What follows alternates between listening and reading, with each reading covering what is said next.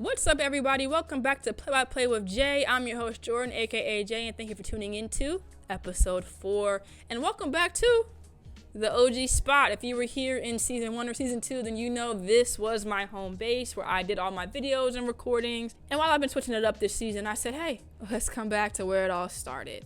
Remember to like, share, and subscribe, and turn on those post notifications so you don't miss a thing that I have coming. But let's get back into the Play by Play with Jay the normal way, our sports. So this upcoming Sunday, March the 13th, I think it is Selection Sunday for March Madness. If you don't know what March Madness is, just to give you a brief rundown, basically that's the annual college basketball tournament for both women's and men's college basketball. They call it March Madness because a lot of crazy stuff happens. I mean, March Madness is literally the perfect word for it, and it happens in March.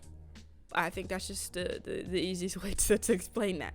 So that's coming up very soon, actually. So after Selection Sunday, that's going to show the breakdown of what teams will be playing each other, the seeding, the dates of the games, times, etc. And then my next episode will actually go through, like last year, a bracket and see, who I think is going to come out on top again.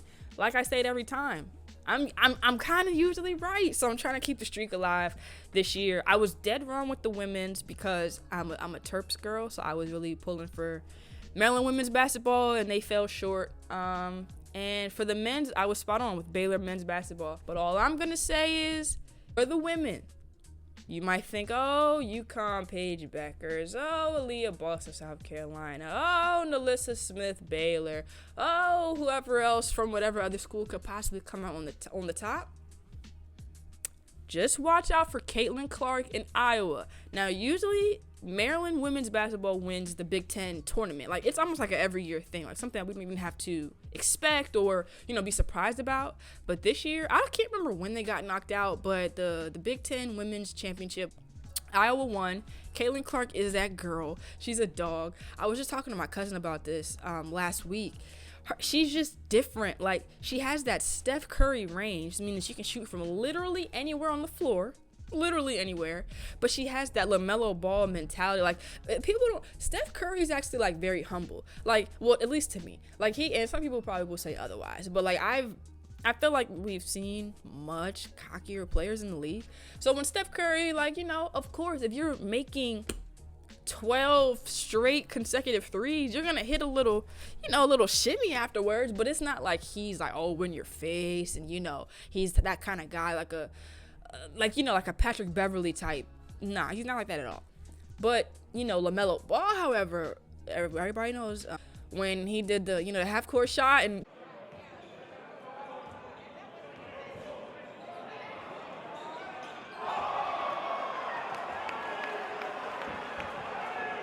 what was he, 16 in high school? He was like, hey, come here. You can't guard me. Stand right there. Sight in your mouth.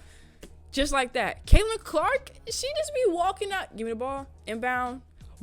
Like, at max 5 dribbles. 1, 2, 3, 4, 5. And she's going to throw it from anywhere. And, nice form. Like, fully formed jumper. Lace it. In your mouth. In your grill. So, watch out for Caitlyn Clark. I'm just super excited for March Madness. We've already seen some March Madness. Like, Virginia Tech with the upset. Chattanooga with the upset. I mean, it's already getting crazy. So this is it's the most wonderful time of the year. And while I'm still on basketball, let's just keep it going. So Brittney Griner, some of you may know her, some of you may not know her. She's a professional WNBA player. She plays for the Phoenix Mercury right now. She did her college bid at Baylor. I want to say won a national championship with Baylor too. I want to say that they beat Skylar Diggins in Notre Dame. See, that's how I know my stuff. I was really, really, really into basketball, college women's basketball back then, because that's when I was still, playing the game, still heavily immersed in it. So I was just watching it all the time. So yeah, it was Brittney Griner, Odyssey Sims, and those girls down in Texas. And it's interesting because I didn't even find out. I don't think even any of us found out about this until well after the fact. And I'm going to get to it, but I have just a varying opinion on this situation. So let's get into it. So if you don't know, Brittney Griner was recently detained in Russia in the airport for having vape cartridges in her carry-on bag. Now, here's the thing. Brittney Griner, when she's in the United States, right, she lives in Phoenix, Arizona. Phoenix, Arizona is one of the fewer states that legalized marijuana. And so I'm not sure what she does in the off season or anything like that. What most people don't know is 99% of WNBA players can't live off the salary that they make in the league because they don't get paid enough. And that's a whole conversation for another day, but that's the fact, right? So most of them in the WNBA offseason, they'll go play overseas for a variety of teams. I mean, literally anybody. So I think Brittney Griner, she plays in Russia, which is hence the reason why she was even going over there and in the midst of any of the situation at all. So that's the backstory for that. But she's in the airport, going through TSA. I guess got caught with the things that she had. And they detained her. Now, here's the thing. It happened, I'm guessing, almost simultaneous or like right before Russia, attacked Ukraine. And now we're seeing the aftermath of that and everything that's going on with our own government and, if we are going to step in, not going to step in, things like that, gas, oil. We're seeing the effects of what people are calling a potential World War III right now. So definitely keeping, thoughts and prayers to everybody in Ukraine right now. I've got on TikTok and I've seen videos of people from Ukraine who are making day-to-day videos of what's happening. And it's just, awful what's happening to their country in real time. And having to see that and, having to sit here in my country and just have to think, A, oh my gosh, what's going to happen to them next? B, are we next? Etc. But not getting too political here on this podcast. It's not what we're doing. But just to put it into perspective, like the timelines overlap. And the reason why I'm saying that is because when Russia did what they did to Ukraine, I believe Brittney Griner was already detained in Russia. We didn't find out until about, they said, 3 weeks after the fact that she had been detained. She had been in prison there. No word in terms of knowing if her family knew where she was, anything like that. I know her wife has been outspoken about it and saying, hey, please respect our privacy. We just want to get her home safely. And of course, that's all that matters. But here's also the thing that I have to say. There's a lot of stuff that you can get away with in America that you cannot get away with in other countries. And I know you're like, Jordan, are you advocating doing the wrong thing? Absolutely not. But I'm just saying for the people or even people, if you look at people who do crime, people who do the wrong thing in America, and people say America's, jail, prison system is awful, which it is. We need prison reform in the country. But there are some people who need to be exactly where they are, right? If you did X crime in America and did X crime in another country, chances are your punishment in America is going to be a much lighter sentence than if you went somewhere else and did it. That's why they tell you when you go on vacation to these other countries and you do all this other stuff, don't you go wilding out. Don't do nothing stupid because they will lock you up and throw away the key and literally forget about you. And you have no jurisdiction because you're not a citizen there. They are. They have all control. So if you're going to act dumb or if you're going to make choices that could potentially get you into some sort of trouble somehow, even if it's a little bit, it's best to do it on your own soil. And even people in those other countries will tell you it's best if you just go ahead and do the right thing straight up regardless anyway, because our prison system is much worse than yours. If somebody asked me if I wanted to sit in an American jail cell overnight for petty theft versus sitting in an Italian jail cell overnight or for multiple days for petty theft, which am I picking? I'm going to be in the US of A. You know how important you have to be to get your home country to go and bring you from whatever country, prison or jail that you're in and bring you back to America. You have to be someone of status, I feel like. You have to be someone sort of important, someone that's sort of a name. Example, when LiAngelo Ball, if you don't know who that is, he's one of the 3 Ball brothers. Their father, LeVar Ball, very outspoken. All 3 Ball brothers play basketball. Only 2 are currently in the NBA. I know LiAngelo was on a G League. He was actually on the Charlotte Hornets G League team. The Charlotte Hornets is where his brother LaMelo plays. I'm not sure if it's worked out. I haven't seen him on the active roster at all, so I don't know if he's still in the G League or what's going on with that. But the Ball brothers, sidebar, have their own TV show on Facebook Watch called Ball in the Family.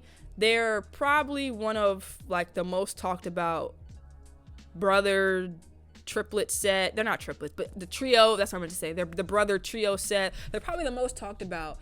I could go and say in NBA history, just because of who their father was, just because of how he was able to market their brand. You've probably seen it, BBB, Triple Bs. LeVar is loud. He has that personality. So I'm sure that you've seen him, heard the name, seen their faces, might not have known who they are, somewhere. But I'm sure that you heard about this because this was on freaking CNN. So Jello team, they were overseas in China playing basketball. What was it? Gucci, Louis, Fendi, one of the designer stores. And Jello took it upon himself to walk out with something that he didn't walk in with. They caught him, locked him up, clank, clank. And he was sitting in a China jail cell, or a Chinese jail cell. And it's interesting because he was probably going to sit there. He was probably going to be tried and was probably going to be found guilty. It took, straight up, President Trump to say, we're going to go get Jello and bring him back. And then after that, his family went on the TV and was like, thank you, Mr. Trump, for getting Jello home and blah, blah, blah. And now, same thing's going to happen for Brittney Griner. I'm sure, I'm hoping, President Biden is going to be able to get her home because she's an American citizen on, being detained, not illegally, but being detained on Russian soil. But I just think because of all that's going on over there, they're going to try and bring her back. Now, here's the point that somebody made that I actually saw on Facebook last night. And I don't know. A lot of things in life, guys, we make about race. Me included. Like, there's some stuff where I'm just like, dang, if this would have been a black person, this situation would be different. And that's very well true in a lot of situations because this country was built on the backs of slaves. Anyway, but somebody said, if Brittney Griner was really Tom Brady, would she already be back home? And I don't know. There's so many sides to the story because you could say, well, she was detained for X, Y, and Z. But then you could say, but she's an American. And then you could say, well, race doesn't play a factor in it. But then I could easily look back at time where, certain white people have gotten away with specific things. And a lot of that probably largely due to their color, but nobody would ever admit that. So it's like hidden biases, it's just a sticky subject. But what I will say, though, wrapping it all up, I'm praying that Brittney Griner gets home safely. Regardless of what she did, she is an American. She's a U.S. citizen. Who knows what's been happening to her while she's been over there? Who knows how she's been treated? Big name or not, bring her home. Like, I don't know what they're going to do, if they're going to try and, try her or charge her of whatever here. But I'd probably prefer that and let her do what, serve whatever time or sentence, punishment, whatever. Let her do it here. But I'm sure for Brittney Griner, this is a learned lesson. I'm not doing diddly squat unless I'm in the Phoenix airport or unless I'm in the LA airport or unless I'm just home. And this is just a learned lesson for everybody. Know your surroundings, know where you are, know where you're headed, And really quickly, I saw this morning when I woke up, and it really just made me sad. So, Los Angeles Lakers legend James Worthy, he called the Lakers the worst team in the league.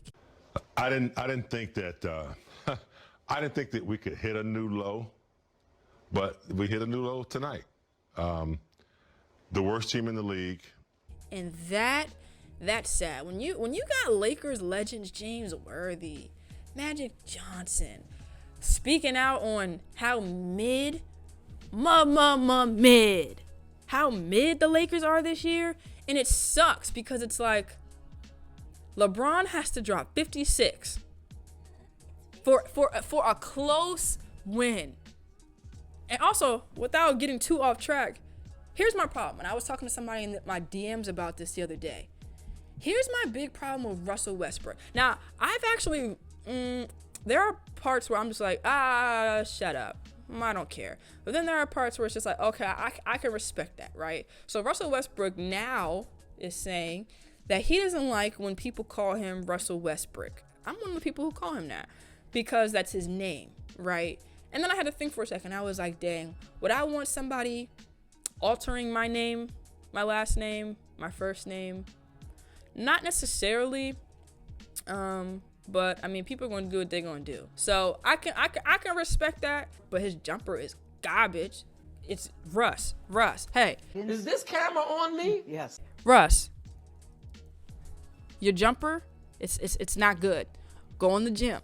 Matter of fact, if you want, I can go fundraise this local PG County area. We can get a shooting machine sent to, what is it, the crypto arena now?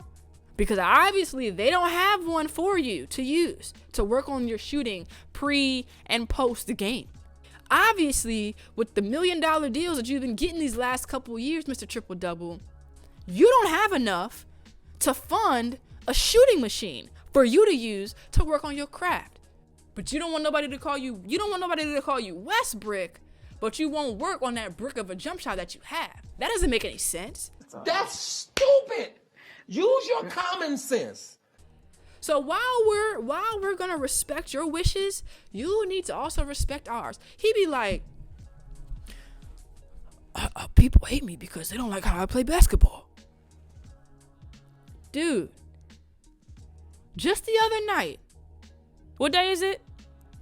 3 nights ago, you had X amount of points off 5 for 14 shooting, 0 for 2 from the 3, and 5 turnovers in a loss to the Kings. Who's on the Kings besides De'Aaron Fox and what's his name, Tyler Halliburton? Marvin Bagley freaking daggone near walked off the court. Doesn't even want to play for them anymore. The Lakers lost to the Kings by what, 9? And your starting point guard went 5 for 14? Can't shoot the 3 ball for, we have always known that. And 5 turnovers? No, stop it. And he's averaging that a night. 5 for 14 is 35%. Do y'all know why I know that? The top of my head? Because I did the math like 5 different times. Because I wanted to be sure that the numbers that I was looking at was exact. And you can't even protect the ball when your job as the point guard is to literally protect and facilitate the ball. I don't care what anybody says. I think that when you get to the league, you do have to adapt and change. And if you can't do that, coaches should be allowed to sit you down. As you get older, and if your play style doesn't change, but your team isn't winning more, perfect example, Carmelo Anthony. Carmelo took that little break from playing, right? Some people thought he was going to retire. Some people thought Melo was going to be done. And Melo came out in interviews and said, nah, it was just that I didn't want to accept my new role. I didn't want to accept the fact that I wasn't a starter anymore. Russ, baby, you got to do the same thing. So what, that they want to demote you? At least you're still contributing. Like, I'd rather come off the bench and contribute and help my team versus, oh my God, I had to start and my team is literally losing almost every game we play. Any team right now, as constructed, could beat this Lakers team in 7 games. I'm not going to say easily, but I want to be like easily. But every team in the league who's going to be in the playoffs could beat this Lakers team in 5 or 6 games. Russ doesn't help. Demote him and see if something changes. The whole team is just poorly constructed. Plain and simple. People blame LeBron for that, but LeBron's a player. He might be one of the league's only player coaches, but on paper, he's a player. The coaches, the GM, Rob Pelinka, Jeannie Buss, Frank Vogel, that's on y'all. So Bron's gonna catch the heat. Y'all put that team together. It might have been a lot of Bron's input, but I mean, if you're gonna blame one player, let's put it like this. If LeBron wasn't on that team, would y'all still be blaming one player for the team's demise? No, y'all are blaming LeBron because it's LeBron. y'all would, if LeBron wasn't on that team and it was just the same Lakers team as constructed, y'all would just say the Lakers ownership did bad. I just hate seeing like Russell Westbrook being like, oh yeah, y'all gonna stop playing on my name. Dude, shoot better then. God, Ali. You can't shoot an elbow jumper. We got a problem, Stink. We got bigger fish to fry than people calling you Westbrook and you don't want to take your kids to the game because they're insulting their dad. You're insulting your family by not shooting the daggone jumpers correctly. Talk about it's us. We the problem. It's you. Now let's go on to football. And when I do this is called call and response is what they teach you in the church. When I say this, you say it back. And if you don't know it, I'm going to teach it to you. And I'm not going to be able to hear you saying it. I'm going to feel it. So don't cheat me now. Don't cheat me. God is good. You say all the time. When I say all the time, you say God is good. You got me? Let's go. God is good. And all the time, I felt that. You wanna know why I'm saying that? Thank you, Jesus, to the Washington Commanders. Can we get a hand clap of praise? They did the unthinkable. What did they do? They brought my man, 100 grand, Carson Wentz, back to the NFC East. I mean, is it Christmas? Is it my birthday? What's going on? What did I have to ask for? To ask for this great gift. Now, back in the day, Carson Wentz was that guy. He was an MVP for like half a season. I think he broke his back. I'm not making light of it. I think he broke his back for real. And he hasn't been the same since. And, the Eagles went and they were able to do their thing with Nick Foles. He took over as the start of that year.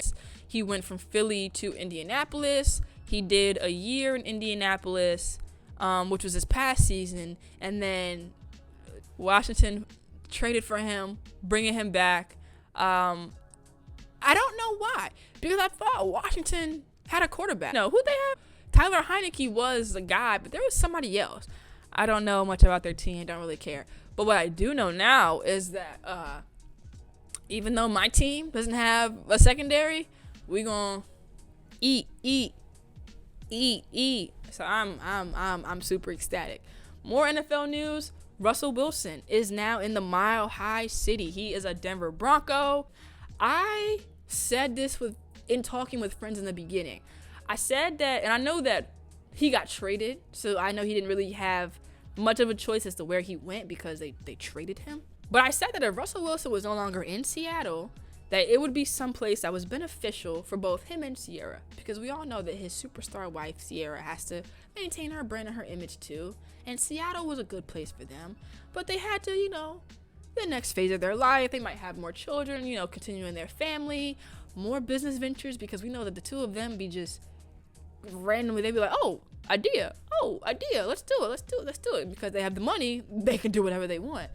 But I think Russell Wilson will do well in Denver. I think Russell Wilson would probably do well wherever he goes. He's just one of those quarterbacks, I don't know how good the offensive line is for Denver, so hopefully he has some protection. But honestly, he came from a mid-O line. So, we're used to seeing him out of the pocket, scrambling for his life anyways. So that wouldn't be too new to him. It's going to be weird seeing him in those colors, that orange and white. It's going to be weird. But just in terms of his fit for the team, I only know one of their receivers. Oh, no. Cortland Sutton, Jerry Jeudy. The running back situation has shifted because there's been some, movement, some trades and stuff like that. I don't know top of head who's the starting running back in Denver right now.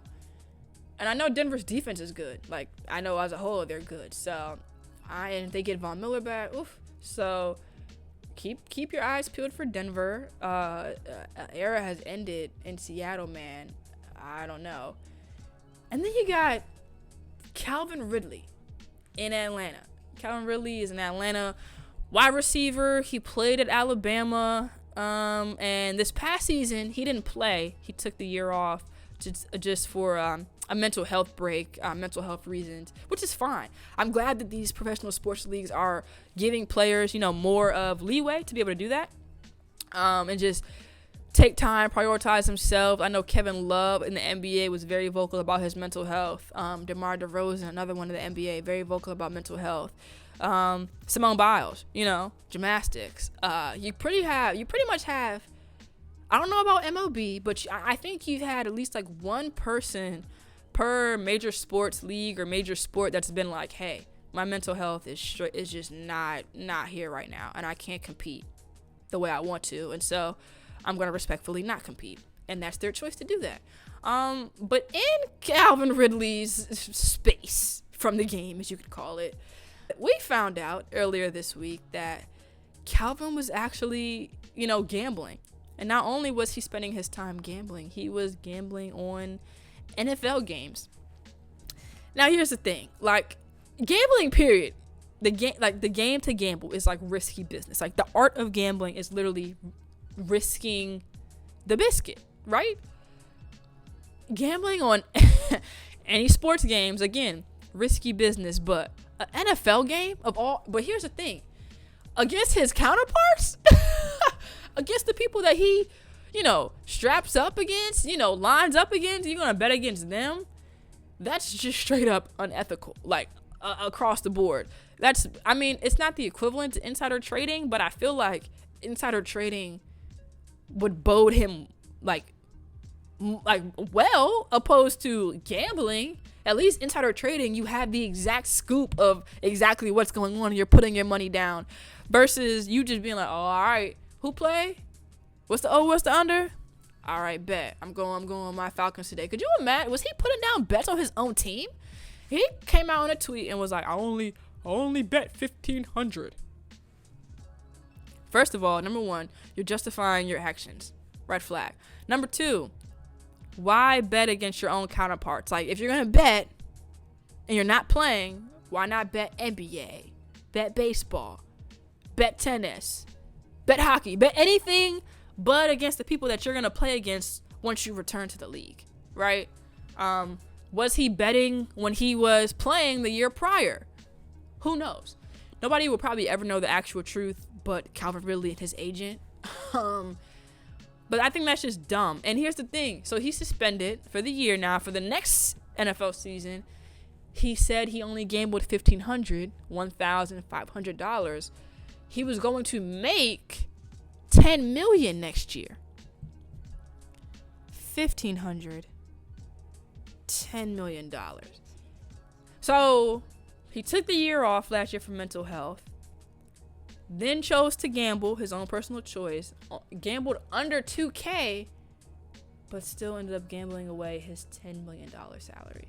Sucks. I would hate to be Calvin Ridley right now. I mean, I'm sure that he's got money. He's fine. I'm sure that his ego might be bruised, or he might, feel some sort of embarrassment that this came out or whatever. Or he said, I don't have a gambling problem or what have you. I just think that it's dumb. I just think that, like, when you're at literally... he was before Kyle Pitts, he was the Falcons' best receiver since Julio was no longer there. You're literally your team's number one guy. Why are you risking your chances to be on the field like that? So here's what I told my friends in the group chat. You're telling me that Calvin Ridley was on DraftKings with an account that was like I am Calvin Ridley, and he was just putting down bets. Like, did he think anybody wasn't gonna find out? I mean, I know that, your circle too might keep yourself close to the belt. You thought nobody was going to see you. Nobody was going to, see the digital footprint you were leaving. Nothing? Come on. Like, we're too naive. This generation is too naive. This generation grew up on social media with technology. How are y'all so dumb still? I don't get that. That's the only thing that I don't get about it. It's just like, do y'all not realize that everything that you do is recorded? Everything that you put out there is recorded. It never goes away. Anytime you hit delete, it's not deleted. It's just floating somewhere in imaginary space and digital space somewhere. It's there. So Calvin, you could have used an alias. You could have used your friend's account. You could have used da-da-da. Yeah. It doesn't matter. But at least he, I guess, owned up to it. I don't know. So we'll see what happens with the rest of that situation. But that's it, guys. Thank you for tuning into this week's episode. Just giving you some updates on the sports world, what's new, what's hot, and what's going on. Keep your eyes locked on all my social media because I will be disseminating all the details for the March Madness Tournament Challenge and how you can re-sign up or even just re-downloading the app from last year and just making a new bracket into our bracket group. Everyone who played last year said they had a blast. Even my first time March Madness people had a great time playing, making a bracket, and just seeing how their picks turned out. So I'm super excited for this year, and we're going to have fun just like last year. But thank you guys for tuning in. This is your girl Jordan, aka Jay, giving you the play-by-play each and every week. I'll see you guys next week. Peace.